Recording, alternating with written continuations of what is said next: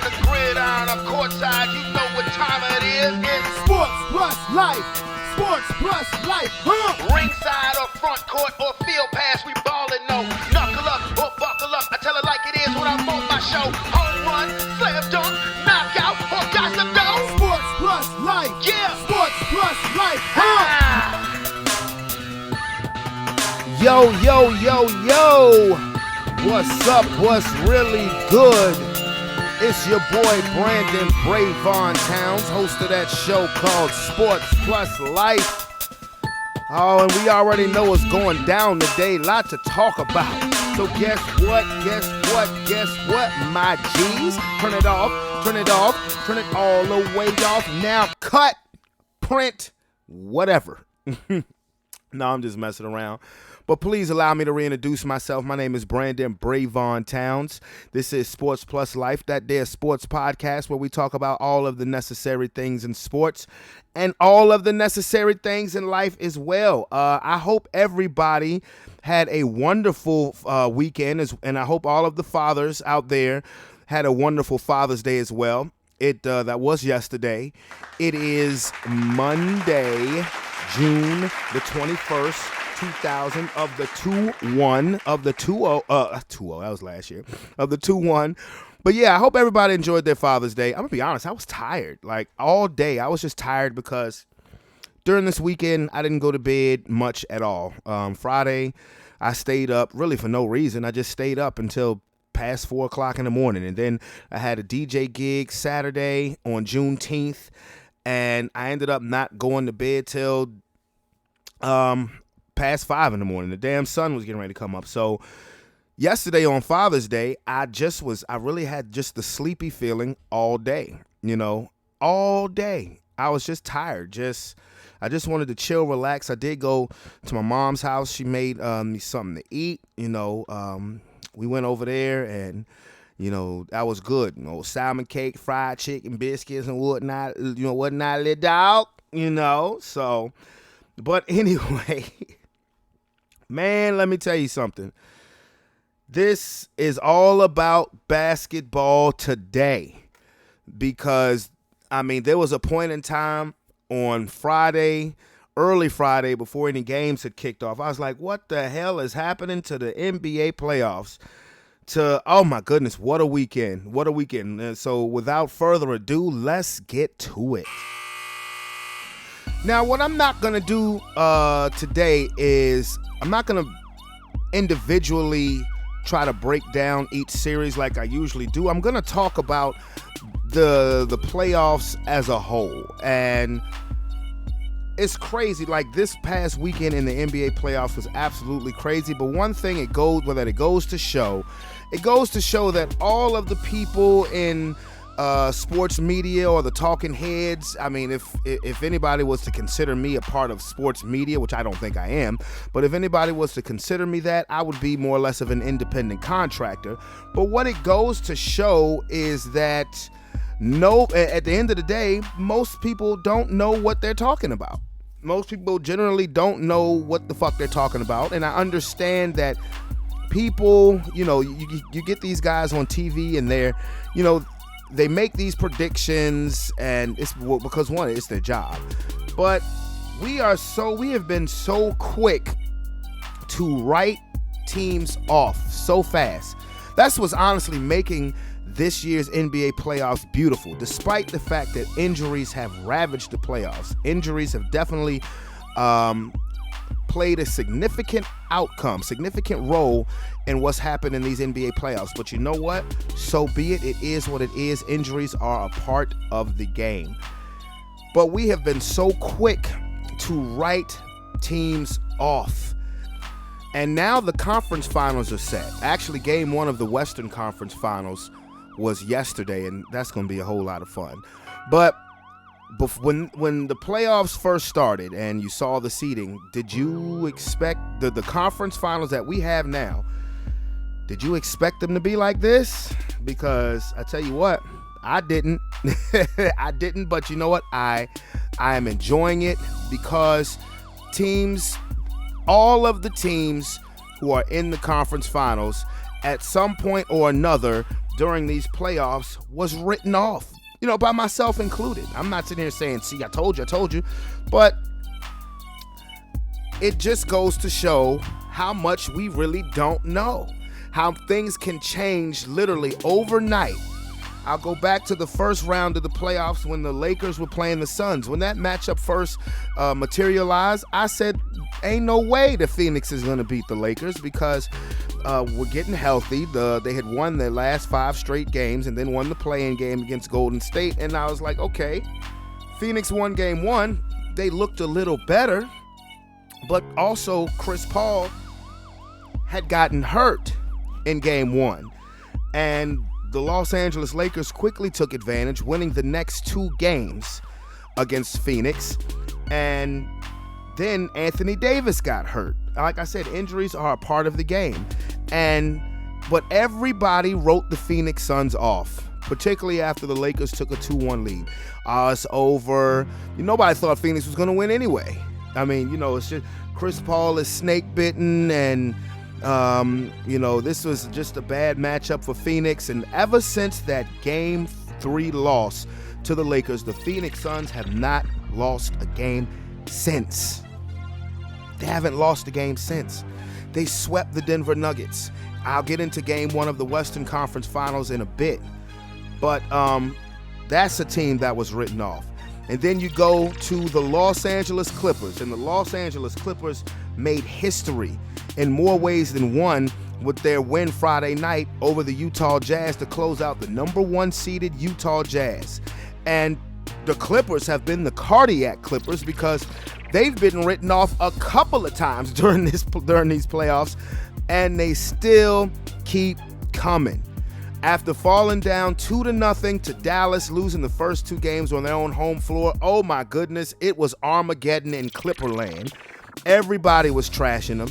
Everybody was saying, see, this is why they're the Clippers. This is why they'll always be the Clippers, and that Steve Ballmer should blow the team up. Should you really re-sign Kawhi? If you do re-sign Kawhi, then Paul George has to go because he's not clutch, and the roster needs an overhaul, and everything, the sky was falling in Los Angeles as far as the Clippers are concerned. But what do the Clippers do? They win the next 2 games in Dallas on the road. Then they lose game 5 again at home to Dallas. And once again, whenever you need them most, I don't care if Kawhi Leonard might be a 2-time champion, but with something about that Clipper uniform, when you put that Clipper uniform on, you automatically take a turn for the worse. And see, Luka's going to finish them off. Blah, blah, blah. But what happens? Kawhi Leonard puts his cape on. They win game 6 in Dallas, come home and win game 7 on the round 2, right? Now we have the Utah Jazz. They won the first 2. They lost the first 2 in Utah. Nobody was writing them off at that point because both games in Utah were close. They come back to the Staples Center for game 3 and game 4. They drag Utah. They dominate them in games 3 and games 4. And it was thought that the Clippers actually had taken control of this series. We're going to learn our lesson. Like, okay, we're not going to count you guys out yet because of what you just did the last round. But then we get the news of Kawhi Leonard being hurt. And Kawhi Leonard having to miss a minimum of 5 games and probably won't be coming back because this is an ACL issue. Not a torn ACL, but this is an ACL issue that's going on in Kawhi Leonard's knee. Immediately, Kawhi's out. They don't have a shot. Utah is going to win this series. Utah is going to finish him off. They need Kawhi Leonard because you can't depend on Paul George. You got a 20-point game from Reggie Jackson, but he's not good enough to keep doing that. You'll get him occasionally from Marcus Morris and whatnot. But, yeah, the Clippers are done. Utah is going to win that series. And what happened? Paul George put his cape on. Playoff P, who's finally living up to the self-proclaimed nickname, put his cape on in game 5 and dropped 37. And the Clippers shot the Jazz, winning in Salt Lake. And then even more insane, the Clippers in game 6 at home are down by 25 points in the 3rd quarter. And a second-year player out of Florida State named Terrence Mann goes bonkers.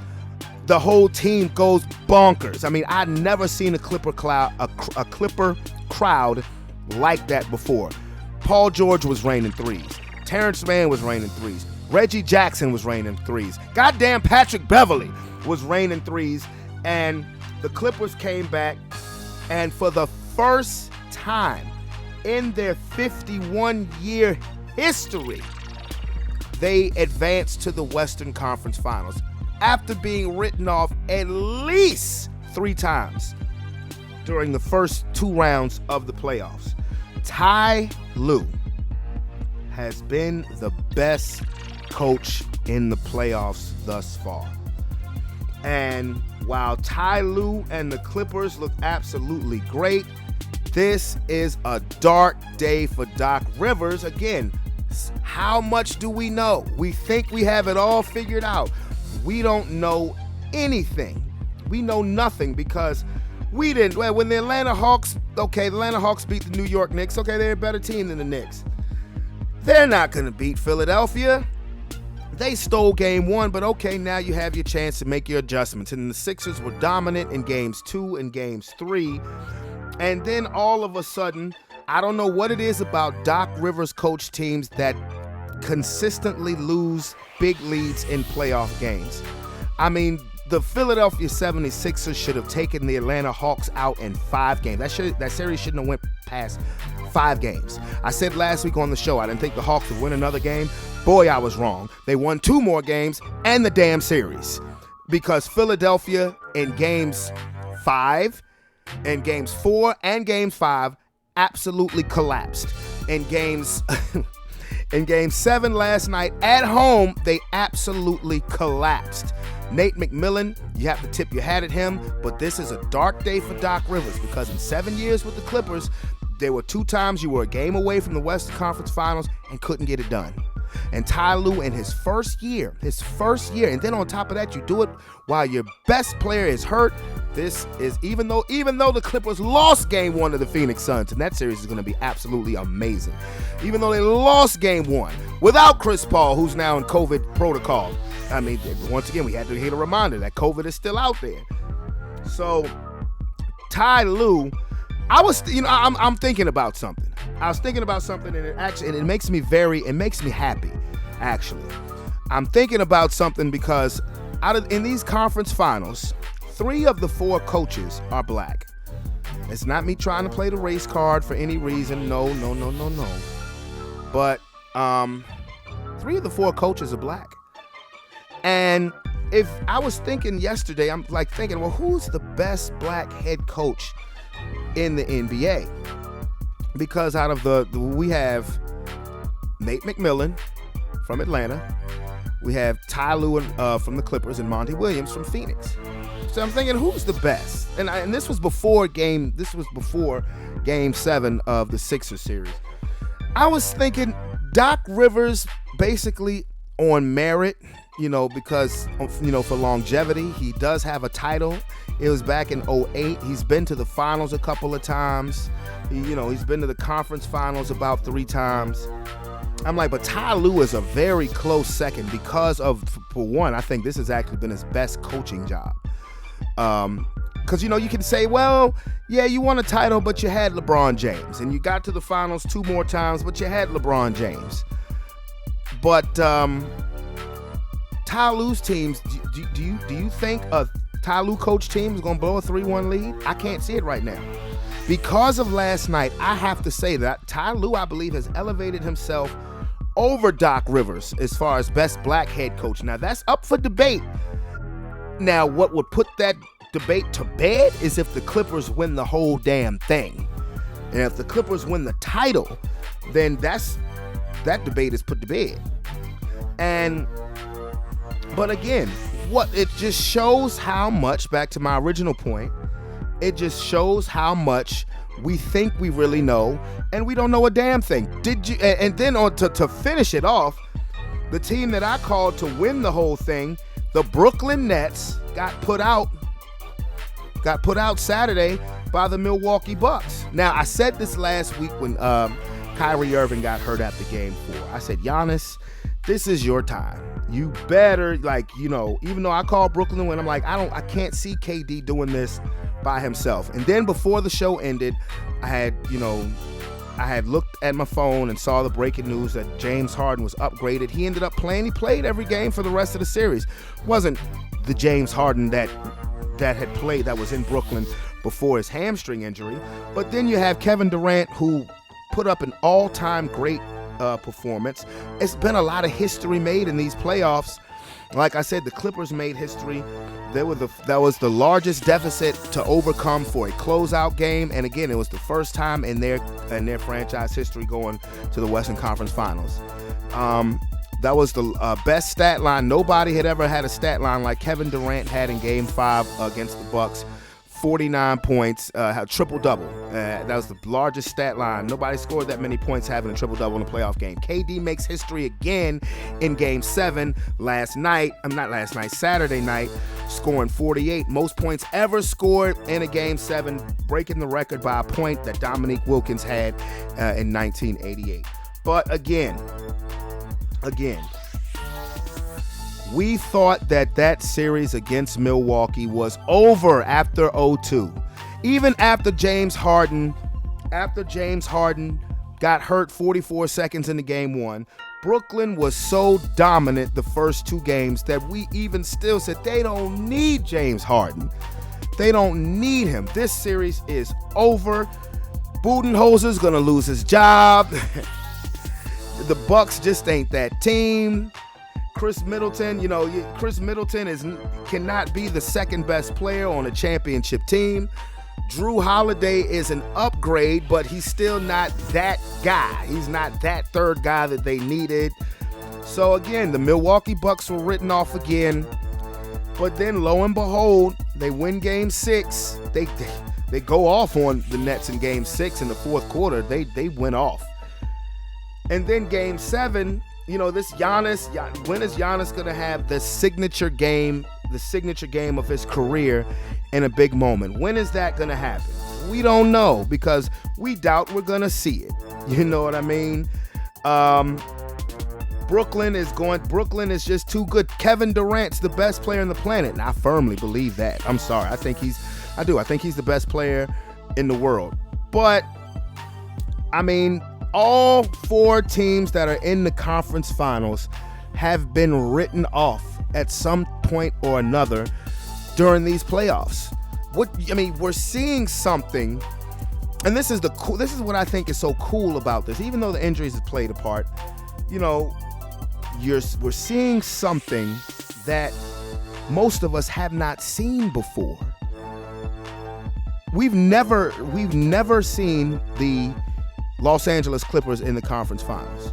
We're going to see something from the Western Conference that we haven't seen before, ever. Now, we've seen the Phoenix Suns in the finals, but if they go to the finals, Chris Paul ain't never been to the finals. Devin Booker, DeAndre Ayton, they ain't never been in the finals before. And the Los Angeles Clippers, well, obviously they haven't been in the finals if this is their first time ever in the Western Conference finals. So you're going to see something that you have never seen before. And in the Eastern Conference, this is only the Atlanta Hawks' second trip to the conference finals. They went back in 2015.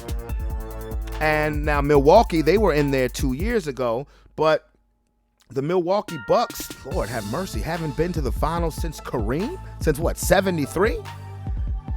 So you're gonna see something that most of us have not seen, unless you were born in the 60s, the 50s or the 60s, and remember it, we're gonna see something that we haven't seen before, and I don't have a problem with that. I don't have a problem with that. I knew the injuries were playing a part, and I put a post on Facebook a couple of years ago, and I was actually being dead serious. I said, what is the league gonna do if the finals is Utah versus Milwaukee? Well, because what we don't realize now is the small market teams have been devalued so much over the past few years because of talking heads on television, social media. For whatever reason, these smaller market teams have been devalued We don't want to see them in the big stage. We don't want to see them in the championship game. You know, we don't want to see the Indiana Pacers go to the finals. We don't want to see that. Who the hell cares about Indiana? We don't want to see the Utah Jazz in the finals. Who gives a damn? We don't want to see the Sacramento Kings in the NBA finals. And as big of a market as Atlanta is, Atlanta's never been a big market for basketball. We don't want to see the Atlanta Hawks in the final. I don't know why though. ATL stand up. You know, we have devalued to the fact that we only want to see the same old shit.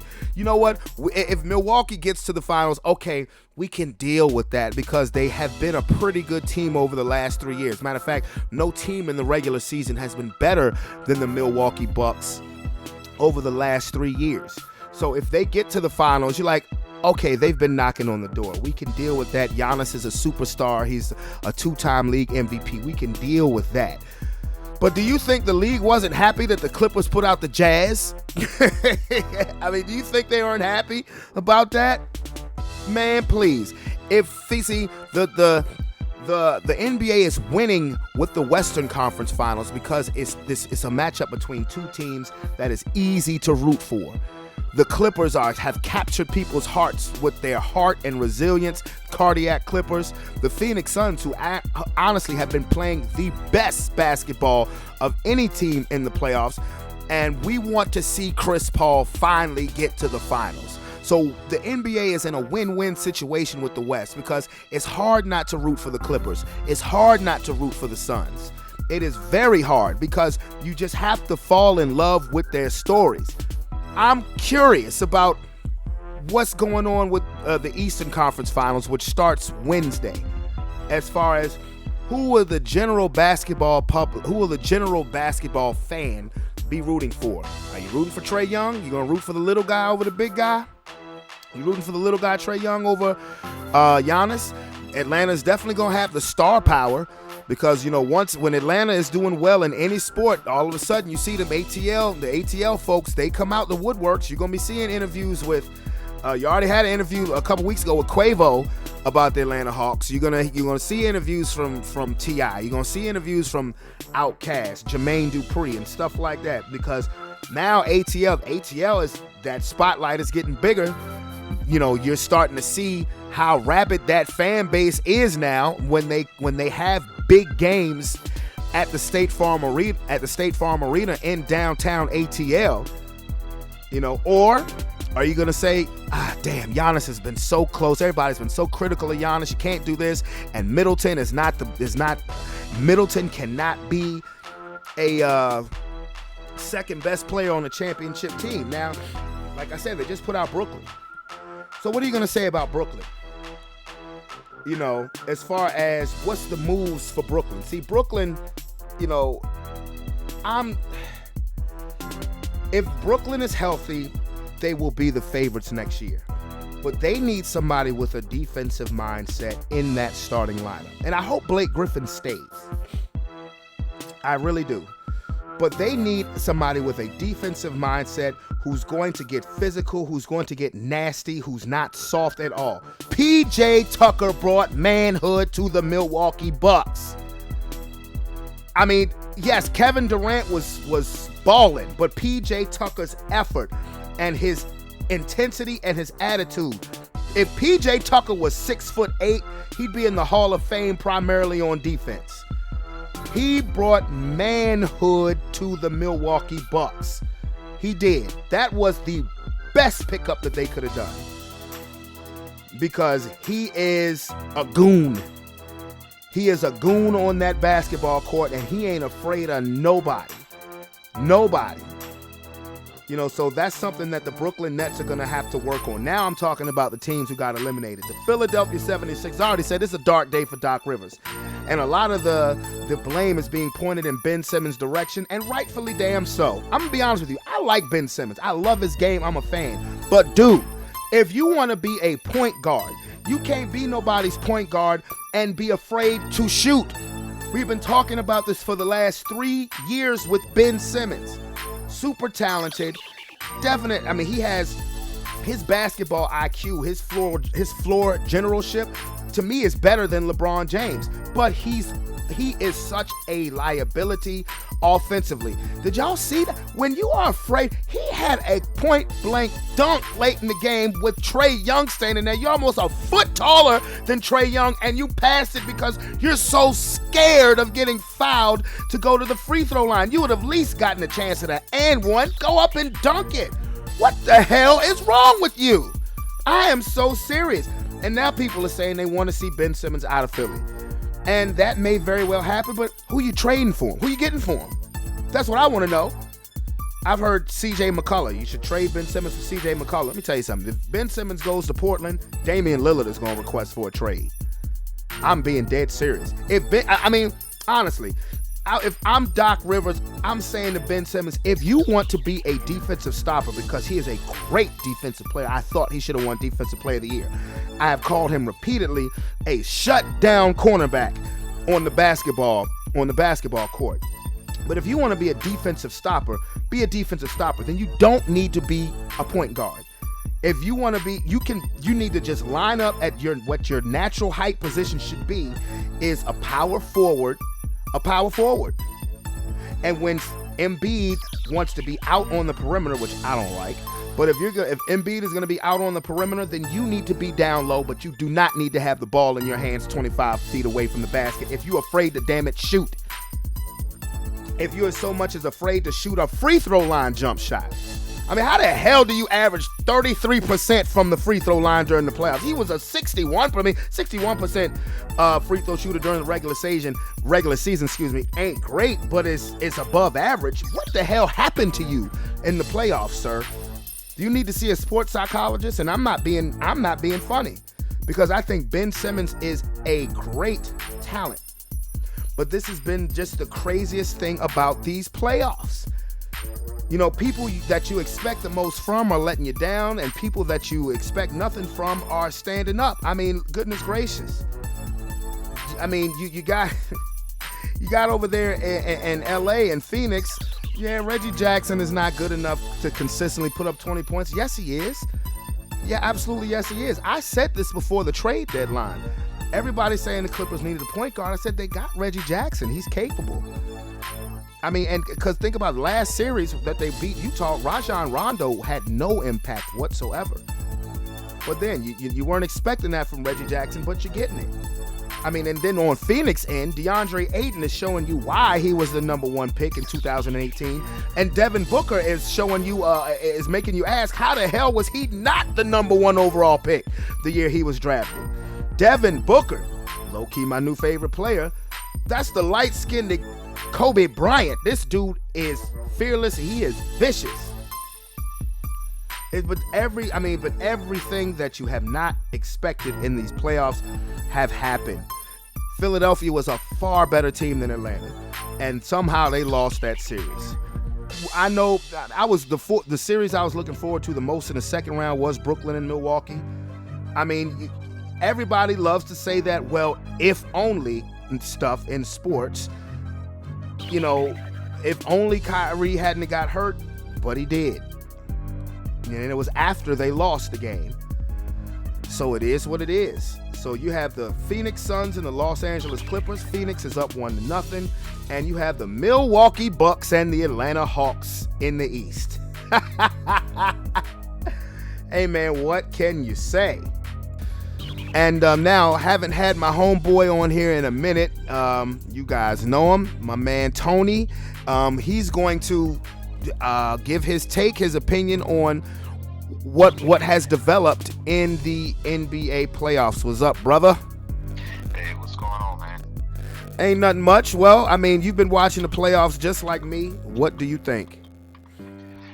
I think that these NBA teams perhaps need to hire better trainers and have better physical regiments throughout the season, because what we're seeing right now we've never seen before, and frankly it's a blemish on the NBA that so many stars are out hurt, even with load management factored in. It has to be conditioning. And some are obvious, like Harden. You know, Harden came in fat, swole, looking like what was the character? Looking like Damon Wayans in Great White Hype. Not James the Grim Reaper. He didn't look like James Harden. He looked like James Roper. What? Yeah, exactly. So, I think that's an issue right now as it stands. There is one team that did not. They too are victims of that same thing, even with the load management, because Kawhi is Mr. Load Management. Oh yeah. But the Clippers were expected to be there based on their roster. They dropped a little bit in the regular season that had some people doubting a little bit. But the fact that they are where they are is not really that big of a surprise. Even minus Paul George, because they have a deep roster. So, that covers up some of the blemishes. Well, see, where I went with that, when I was talking about the Clippers earlier, and because, like I said, I made a point to say how all four teams in the conference finals have been written off in some form or fashion. I called the Clippers to come out of the West. So I agree with you. But, particularly when they lost Kawhi, they were pretty much seen as dead in the water against Utah. And it goes to show, for one, the Clippers, and even with CP3 not playing yesterday because of COVID protocol, the Clippers and the Suns, to me, are the two most dangerous teams, because even though their main star is out, they believe, and they are playing together. And that series is going to be fun. Right. Yeah, I agree. I agree. Now, they got to change up. So I think, with Kawhi in the roster, in the lineup, actually Kawhi and Paul George, it would have been different. Defensive assignments would have been different. Booker, I don't know if Booker is going to do that through the entire series. But these other guys, these peripheral guys on the Clippers, they really going to have to step up. Paul George did his thing, last series, and you had surprise showings from dudes like Terrence Mann. But what did he do yesterday? You can't count on that night in and night out. I don't think you can count on that with Terrence Mann, but I do think you can count on Reggie Jackson giving you 20 a night. I believe that. But we'll see. We'll see. I will say this: it's got to be for those that are laughing at the Nets. They need to step back and take a real good look at what happened. You had a Bucks team that was good all season, and healthy. They took them and 7 games, and it came really 1 inch away from them losing it, because Kevin Durant, them big shoes. Yeah, man. Yeah, man. But I think what you're looking at is the teams that are in the conference finals now, for the most part, I would say with the exception of the Clippers, because, their best guy is out. But because, we know Chris Paul is coming back. We know Chris Paul will be back. But these have honestly been the most healthy teams. Like Phoenix. Phoenix hasn't lost. I pointed this out earlier. Phoenix hasn't lost a game since Game 3 in the first round to the Lakers. They've won 8 straight games. Milwaukee, it took them 7 games to beat Brooklyn, and you didn't get to have the full version of Brooklyn, but for 44 seconds in that series. But they've been healthy. The Atlanta Hawks, they lost DeAndre Hunter, who was a big part of their starting lineup, particularly defensively. But Trae Young is there, Collins is there, Bogdanovich is there, Lou Williams is there. So what you're seeing is, the healthiest teams are the ones that's really left standing. Right. Yeah, that's kind of what it's come down to. And honestly, at this point, I don't know who I want to see. I don't know who I want to see in the finals. Because anyway you look, maybe. No, I don't know who I want to see in the finals. Well, okay, it's like that. Well, tell me if you agree with me on this, because I put a post on Facebook a couple of weeks ago. I said, what is the NBA going to do when it's Milwaukee versus Utah? in the finals. So while I think the NBA for one, I could guarantee you they didn't want to see Milwaukee versus Utah, even if that was a great series. But I mentioned how small market teams have been so devalued, but I think the NBA is winning with this Western Conference series because you have two teams and you look at their backstory. It's hard to root against them. I mean, you're gonna see something coming. You're gonna see something that you've never seen before in this NBA Finals. We've seen Phoenix before in the finals. Granted, it was 28 years ago. We've never seen Chris Paul in the finals. The Clippers obviously have never been to the finals because this is the first time they've ever been to a Western Conference Finals. And you know, there's enough star power. The Clippers are a deep team, plus the LA market, and for whatever reason, Atlanta has never been a big market team when it comes to basketball. And you almost have to deal with the fact that the Milwaukee Bucks are going to be the favorite to get to the finals, mainly because Giannis is a two-time MVP and they've been knocking on the door for the last couple of years. What do you think? I think that's what they're going to end up with. But as far as marketability, I think it's going to be one of the lowest rated finals. Anyway, it was going to be that anyway because the NBA ratings up and down all season. So I wouldn't expect that to change. I don't think it's changed in the playoffs. I wouldn't expect it to change in that kind of finals. Now, do you have some players that could make those finals watchable and exciting? Sure, I think the best case scenario really probably would be Atlanta and Phoenix for the NBA, because you get at least 1-2 names finals wise. Chris Paul would be a good story. I don't.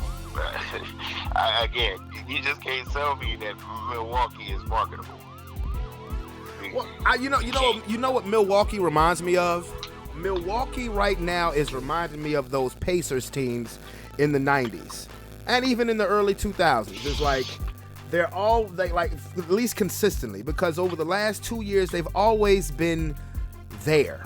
They've always been in the thick of things, but they always seem to come up short. And eventually Indiana broke through in 2000 and at least made it to the finals. But remember, then, that's been the Pacers' MO. 4 years later, they had a team with Artest and Steven Jackson, and they honestly were the best team in the league until the Malice in the Palace. And then another 8 years later, you had Paul George when he was young, David West, Roy Hibbert.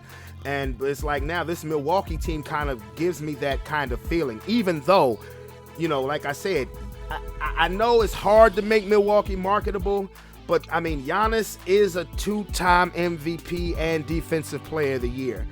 I don't know. I think you're right when you say I think the best marketability would be is if Atlanta wins, because if Atlanta wins, it doesn't matter who's coming out from the West, because you got the story with Chris Paul and Devin Booker being a light-skinned Kobe Bryant. But then if it's the Clippers, you have an LA market team with the red-headed stepchild of the LA basketball world finally making a finals appearance. So I think they win regardless with the West. I do agree with you when it comes to marketability coming out of the East. You would definitely prefer Atlanta, definitely. Yeah. And on paper, I think people underestimated Atlanta going into the Philly series, figuring Embiid would kill them, and Embiid, to a good degree, did kill them.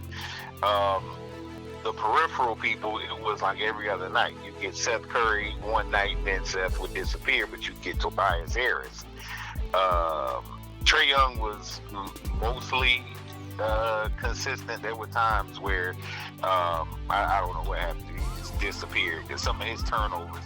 I don't know who's in these playoffs who's had worse turnovers, him or Harden. I think Harden, because they impacted the Nets more. His turnovers, they were lackadaisical turnovers too. Like passes you just should not throw, but he tossing them anyway. Bad shots, dribbling the ball too much. That's that not having Kyrie effect. Right. How you bringing the ball across the court, James Harden, and then you want to give it up with 5 seconds left? Like, he did that consistently, and I'm like, come on, they don't have a backup point guard scrub, a guy that's just a distributor. Would have been better than Hart handling the ball at that point. But it is what it is. Marketability, it would be Atlanta, Phoenix, and I think those two teams actually match up well. Well, they do. I have two questions in regards to what you were just saying. First question: Does Nate McMillan now ever have a problem finding a head coaching job? One, with the job that he's done since taking over. And the second question is, what the hell is Philadelphia going to do about Ben Simmons? First question, yes, Nate McMillan is still going to he'll have some teams that will be interested in. He's likely going to end up, they're going to name him, no matter what happens, they're going to end up naming him probably head coach. But, 3-year window, man, it's going to be proven. Can you consistently keep that team at that level and competitive? Is going to be the thing that determines whether or not Nate McMillan gets another gig somewhere. So there's that. As far as they had opportunities to move him at the trade deadline, but they wanted the whole bag for him. Now, the dude has talent, clearly has talent, but he is a head case, and his work ethic is highly suspect by virtue of his game not changing, not evolving, not anything. Not anything. So, wherever you move him, well, first of all, you're going to have to take a cut, Philly, to move him, because everyone he's been exposed. The playoffs has exposed who he is. And while you can argue he was a top pick, and yes, he has all this talent in the world, yeah, but you weren't able to tap into that talent. So you want to ship this head case to us for market value or more, and us rehab him or get him on the right track mentally and get him to evolve into that. No. So they're gonna have to take less to move him. And whatever team he goes to, it is going to have to be a motivational type locker room and a motivational type coach. Well, with that being said, and I was really just thinking about this because I had heard earlier about possibly Ben Simmons for C.J. McCollum. I said, if you do Ben Simmons for C.J. McCollum, Damian Lillard is going to demand a trade. I honestly think, now that you said that, I think the best place, if Ben Simmons is to get traded from Philly, I think the best place, and it only depends on whether this head coach still wants to do it. I think the best place for him would be San Antonio with Popovich.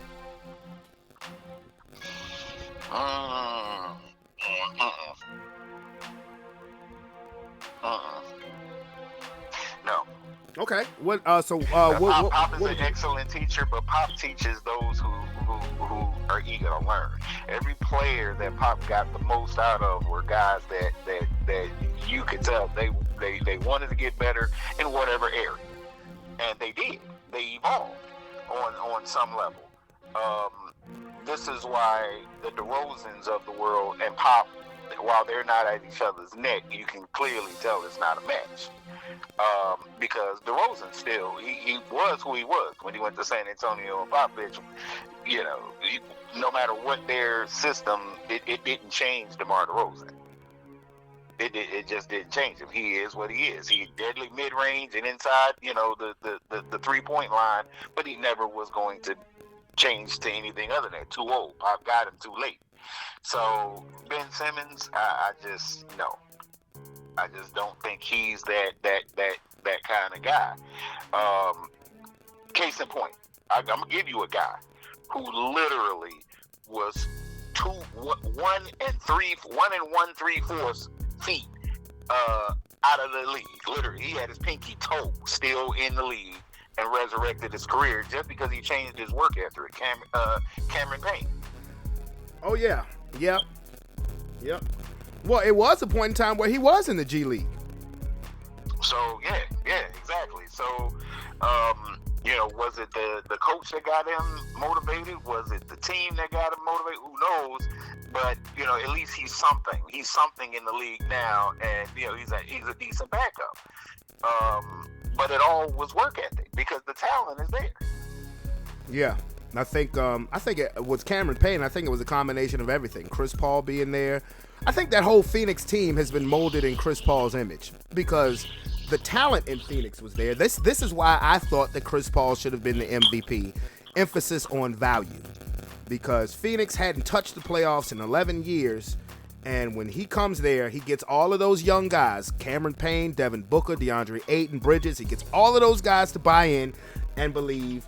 And now they're 3 games away from the finals.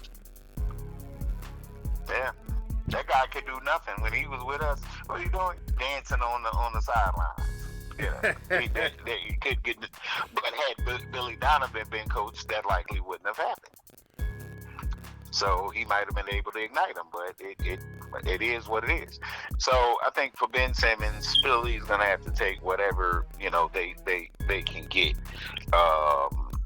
Just under market value. If somebody is still interested in them, they probably should have jumped with when Toronto called and was trying to move Lowry. Lowry, yeah. Oh, yeah. They should have made it then. But I guess they still, hey, this guy's a high draft pick. We deserve more. Well, now you know. I bet you they get Lowry this offseason. I bet you they get Lowry this offseason. Philadelphia? It's possible. It's possible, but why wouldn't, if he's going to Philly, why wouldn't he go to LA? But what I'm saying is, it's going to depend on money. I really think it's going to depend on how much money. But with him being from Philly and him now being a free agent, maybe he wants to play. Some people just want to go home for the last part of their career, and it's not like Philly's not a championship caliber team. But how much you want to bet? I really think that's where he's going to end up for the remainder of his career, and he would put them in a way better position. And think about it: you can get Lowry and actually not have to deal Ben Simmons. Right. You can get Lowry, and you can have him being the natural point guard that he is. And you can say, all right, look, Ben Simmons, you're going to have your times where you have the ball, but for the most part, when Kyle Lowry's in the game, you're going to be that of a power forward. And since you don't want to shoot, you can be in there on the block, be a cleanup guy, whatever.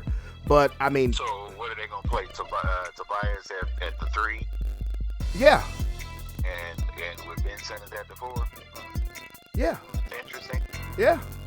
He doesn't bring much in terms of that. I guess he could get to the painted area if he chose to, shoot the basketball if he got to the paint. Which, based on yesterday, he don't want to shoot the ball. Lord have mercy. Yeah, he had Trae Young literally under the basket, and he was literally an inch away from the basket. And you're so afraid to shoot, to go to the free throw line, you dunk that shit, man. It's game 7. So what if you missed the free throw? At least get something. Let me ask you an off question about the Nets. So the last game this guy actually played, I think he had like 11 points, or 9 points and 11 boards. DeAndre Jordan.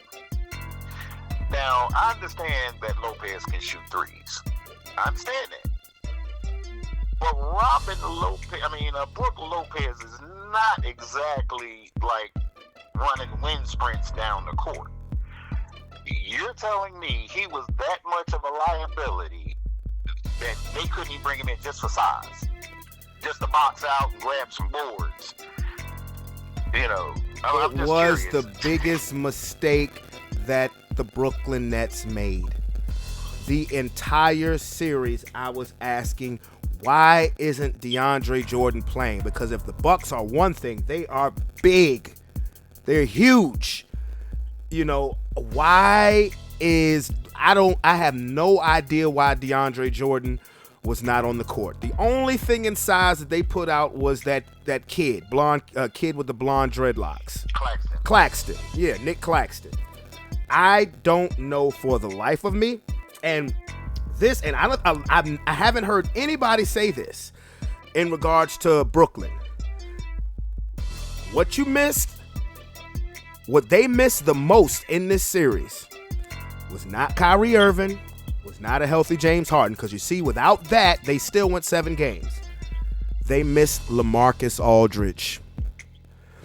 People do not realize how important LaMarcus Aldridge was to that team, because not only when he got to Brooklyn, he was giving you 20 a game. He's playing like an all-star again. And even though he's 35 years old, he was still a rim protector. Right. Yeah. Those two guys. Yeah. Those two guys would have made a difference in that series. I understand Steve Nash and pace and that style of offense, but again, look, once Kyrie went out, their pace went away. They were not a fast break team anymore. They were walking the ball up the court. No matter who it was, whether it was Durant or Harden, they was walking the ball up the court. Every now and then they get fast breaks, but mostly they were walking the ball up the court. So at that point, you go ahead and make that switch, and you match size for size. Absolutely. You match size for size. Big for nothing. I mean, if he's big for nothing, if he just literally gets in Lopez's way and keeps him off the boards and somebody else grab it, that's better than what was going on. Absolutely. And another thing, Brooklyn has to get somebody on that team with a defensive mindset.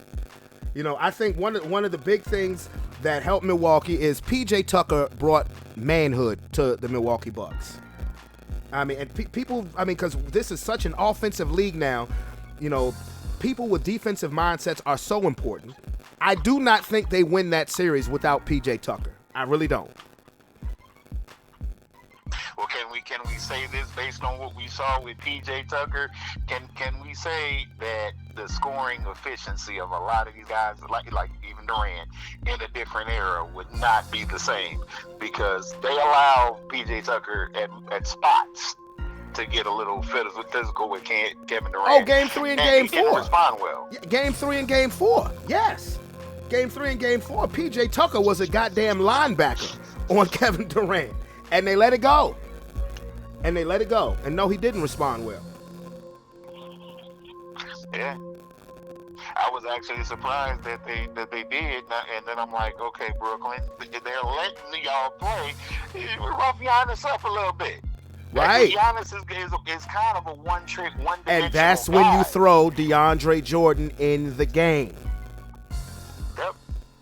Because, Blake did his best, and I actually thought Blake Griffin played very well this series.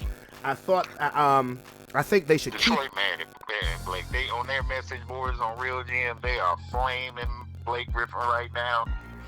One, the ring chaser thing, but they're mostly flaming him. Oh, you couldn't jump in Detroit. Yeah. And until Kawhi had his dunk in Game 4 against Utah, Blake Griffin had the dunk of the playoffs when he dunked on Giannis.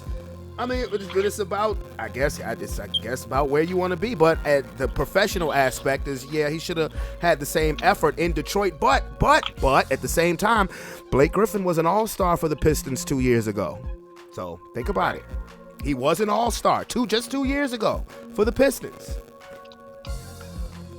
Yeah, at some point the franchise got to take a little hit on that, because he led them to the playoffs 2 years ago. And he was an all-star, so you got to meet him halfway. Give me some people, give me some help. Right. I was screaming for the Pistons to bring in Westbrook 2 years, but before they traded him to Houston last year, I said, well, you got Blake Griffin there. He's coming off of an all-star season, and you have Drummond. Bring in Westbrook. In the East, they could, they'll make the playoffs. They'll be relevant. But, then they just got rid of it. You sit there, you get rid of Derrick. You don't bring Westbrook in. You get rid of Derrick Rose. You get rid of Andre Drummond. What the hell do I want to be here for? We're going nowhere. You know what I'm saying? We're going nowhere. I think they're going to end up. I think Blake Griffin's probably going to end up re-signing with him. I hope so. And then up on the Nets, if you don't see a role for this guy who's going to be coming off an injury, I would do all things possible to move him for that rim protector guy. That athletic rim protector guy that Steve Nash will play if he's the head coach next year. I would move Spencer Dinwiddie. Well, I'm gonna tell you right now, Steve Nash will be the coach next year, but they'll look a lot different because the unofficial head coach will not be there next year. Mike D'Antoni, he ain't gonna be there next year. He's gonna be head coaching somewhere else. Right. Well, yeah, I mean, it depends a lot on where you want to be. And I was just getting back to Blake Griffin. You know, it's like, what the hell is going on in Detroit? Because you get rid of Drummond. Well, Cleveland ain't do nothing with him neither, but you get rid of Derrick Rose, and all of a sudden Derrick Rose goes to the Knicks and he starts playing like he's a young Chicago Bull again. And then you get Blake Griffin to the Nets, and all of a sudden he's posterizing motherfuckers again. You know, it's like, so what's going on? I hope he stays with the Nets. You're really gonna find out about Steve Nash next year after D'Antoni is gone. I think that actually answers the DeAndre Jordan question. For all we know, Nash might have played him under his own volition, but yeah, Tony, he's not gonna play. Yeah, if you can't get up and down the court like young Amari Stoudemire, D'Antoni ain't gonna play. He's just not. Yeah, pretty much. He's stubborn in that way that he thinks his offense is what it is. And who's the biggest disciple underneath that offense as far as on the court manifestation? It would have been Steve Nash. Yep. So, maybe Nash learned something from this and it'll change up a little bit. But injuries get him in, and unwillingness to adjust, basically. Yep. Absolutely. Well, so you're looking to see Atlanta and Phoenix in the final. Is that an official prediction? Yeah. That's a prediction because Atlanta's role players are stepping up. Granted, Middleton stepped up. Yes, he did. You know, I give him that, but I just think at the end of the day, Giannis is what Giannis is, man, and I know he's considered a superstar and this, that, and the other, but what's the difference really with Giannis and Ben Simmons to some degree? Giannis is not afraid to shoot. That's the difference. But Giannis has not evolved. He's still not a shooter. He hasn't evolved, but I mean, he's taking shots. Matter of fact, his shooting is worse now because he went Dwight Howard on us. All this upper body and little pencil legs. But the fact that Ben Simmons won't even try it is what gives Giannis the edge. The fact that he won't even try it is in his head that much. Giannis will at least say, "Give me the ball, get the fuck out of the way, move." You know, that's not in Ben Simmons' DNA right now. I get it. He's a natural passer. He's a guy he wants to make the smart basketball play, but he won't even attempt it. You know, that's what separates them. Right. Yeah. Yeah. Well. Yeah. So I at this point I think Atlanta. I think Atlanta, Phoenix, unless the Atlanta, Phoenix, unless is there something we don't know about Kawhi and his injury? Well, what they're saying is, and I doubt that he actually comes back. They're still saying day to day, but what I've heard is it's a possible issue with the ACL. Not a tear, but pretty damn close. And if anybody learned anything from Kevin Durant 2 years ago, you may not want to chance that. So I would not be surprised at all if Kawhi's done for the playoffs. Yeah, well, yeah. Then Atlanta, Phoenix is my prediction. I think Milwaukee's going to take Atlanta out. I do. I do. I mean, it'd be nice to see Atlanta because, again, you're going to have a team that's never been there before. I wouldn't mind saying Atlanta Clippers. because you're looking, even though I really don't know who I'm rooting for, because it's hard to root against either Phoenix or the Clippers. But if you get Atlanta Clippers, you have two teams that's never been there before. And then you have the LA-Atlanta market. Right. Yeah. And it's still marketable. Even though it's the little brother LA team, it's still LA. Yeah. So, yeah. But but remember, like you said, this is where they're supposed to be based on the moves they've made over the last 2 years. Right. Yeah, I can see that. So, it'll be interesting to see. So anyway, let me get on out of here. I'm about to take my kids to this little water park. So definitely good talking to you, bro. I'm gonna be back in touch real soon. Tony, you guys, that man. All right, man. All right, bro. Talk to you later. All right. Oh man, one of my favoriteest people in the world to talk to, man. I mean, even when we're not on here, and we talk on the phone, we're on the phone no less than 2 hours. I mean, I'm serious. I mean, because we just have a million things that we talk about, and it's cool, man. It's definitely fun. But anyway, with that being said, where the buzzer. I hope everybody did have a wonderful Father's Day. It is hot as hell outside right now, so y'all be safe, be careful. It's 96 degrees. I am about to take my kids to this little water park out on the East End. But this has been another episode of Sports Plus Life. This has been an absolutely insane NBA playoffs. Oh, one quick note. I wanted to say something about boxing. Jamal Charlo, he won his fight, defending his championship. But Julio Cesar Chavez fought an 8-round fight against Anderson Silva, the former UFC star. And you know, when I see those UFC fighters having their crossover fights in the boxing, I root for the boxer because I'm such an avid fan of boxing. When I found out Julio Cesar Chavez couldn't even make weight for a cruiserweight fight, which is 180 pounds, I'm like, dude, you know what? He has been maybe the most disappointing fighter in Mexican history, given who his father was, who his father fought an exhibition that night against Hector Camacho Jr. But Anderson Silva, and this was a professional bout, sanctioned bout, Anderson Silva beat Julio Cesar Chavez. So good for him. But anyway, this has been another episode of Sports Plus Life. It's your boy Brandon Brevon Towns. Everybody be safe out there. Everybody stay cool. Everybody stay hydrated. If you have not hit that subscription button, definitely hit that subscription button. Become part of the Sports Plus Life family, plus all of the other things that I have going on YouTube, the DJ mixes, the original music by myself. And I'm out this bitch. Because I got a long week of work ahead of me. Peace.